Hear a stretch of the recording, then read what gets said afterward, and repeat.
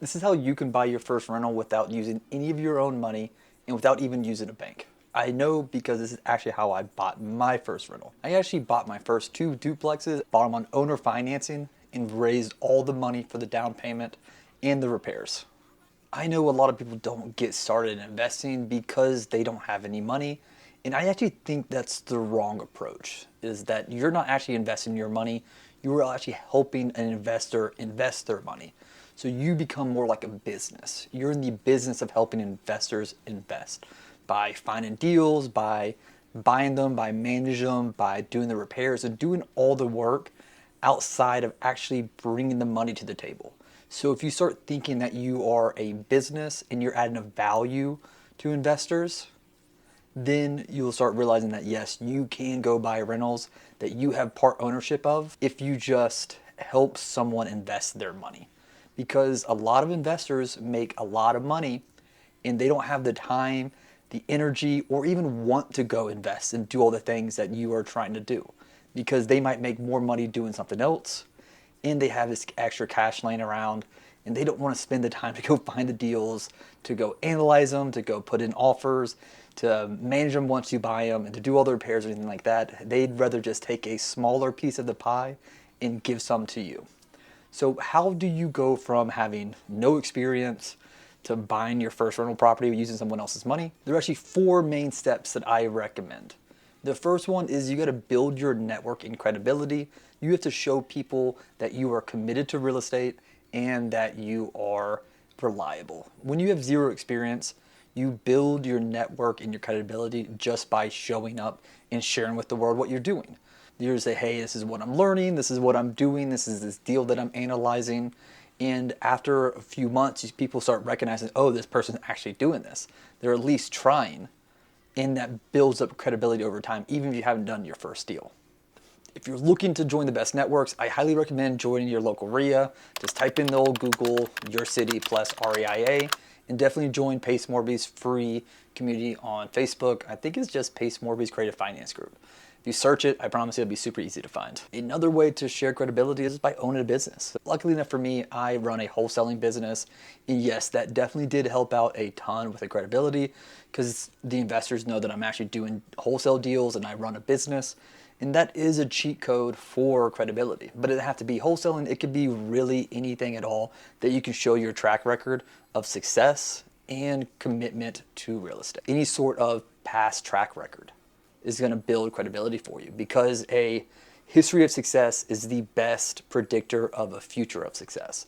So if you just show to people that, hey, I got this promotion at work, I started this other business that's successful, it's a good indicator that you're going to do what you're supposed to do in order to buy a good deal and manage it properly. Now, once you've built up some sort of network of other investors, and built some credibility just by showing up over and over and over again, it's time to go find a deal.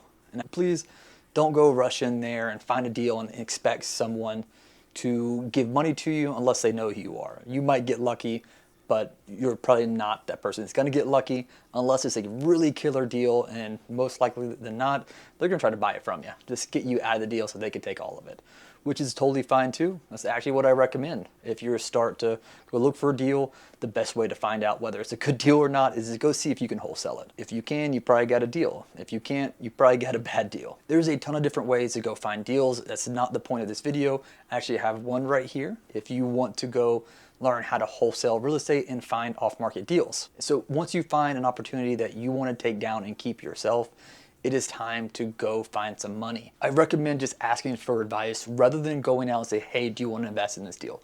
Until you build up more credibility and more of a relationship with these investors, just go ask for advice. If you ask 10 different people and they say, hey, it's not a good deal, or they don't say, hey, let me buy this deal from you, then you probably got a deal that you should probably just move on from. Definitely don't raise money for, because if they're not trying to buy it or they don't want to give you money to participate in it, then you should get out of it yourself. And so from my experience with this one, this is actually how we raised the money for our 2 duplexes that we bought. I was at a mastermind in Jacksonville, Florida last year, and we just got this property under contract, and we asked a couple investors to give us advice and to help us underwrite to make sure that it was a good deal. We wrote out on a big whiteboard After breaking everything down, which was a $500,000 purchase price, ended up negotiating to a 5% down payment with 5% interest only payments and a 10-year balloon. After seeing what the cash flow on this property was and all the benefits, one of the people that we were asking advice from said, hey, I will invest in this deal. And it was kind of crazy because it was one of the first couple people that we talked to, and he ended up being the investor on the deal. And finally, which is probably the hardest thing for people to get a grasp on, is that if you want to get into something, you should give away as much of the deal as possible.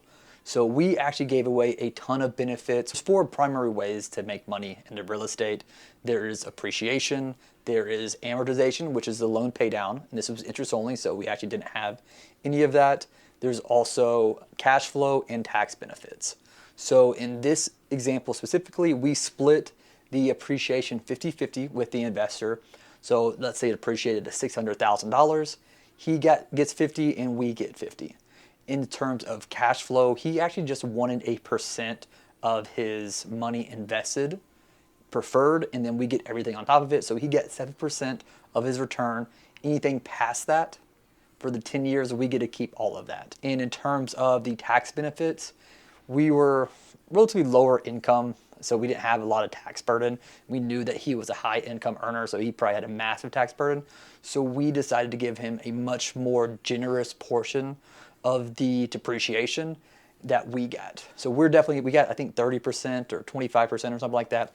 And you get 75%. So he's gonna get a majority of his money back within the first year of doing the taxes. So it was almost a no lose for him. The reason why we did this is because, one, we wanted to really get the job done so that we can share this story and be able to build on that success, as well as so we can make sure that we can provide this investor with a massive return so he's going to trust us in future deals and want to put more money into our deals. If we were trying to keep this deal for ourselves, we had to come up with like $44,000, which we didn't have, and we leveraged that story to go buy our next rental property the very next month. And I cannot stress it enough, the importance of JVing with other people.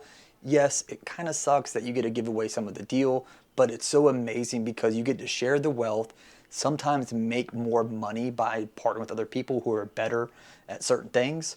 You actually can't even do a deal by yourself. You have to have a buyer, you have to have a seller, you have to have tenants, you have to have a bank, you have to have multiple people in order to get a deal done.